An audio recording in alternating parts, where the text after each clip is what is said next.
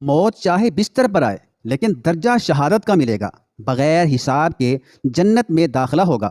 حضور اقدس صلی اللہ علیہ وآلہ وسلم کا ارشاد ہے، روزانہ 25 بار یہ دعا پڑھیں، بسم اللہ الرحمن الرحیم، اللہم بارک لی فی الموت وفیما بعد الموت، اللہم بارک لی فی الموت وفیما بعد الموت۔ اے اللہ، موت اور موت کے بعد برکت عطا فرما۔ حضرت عائشہ رضی اللہ تعالیٰ عنہ فرماتی ہیں کہ میں نے جناب رسول اللہ صلی اللہ علیہ وآلہ وسلم سے عرض کیا، اے اللہ کے رسول، کیا شہید صرف وہی شخص ہے جو اللہ کے راستے میں قتل کر دیا جائے؟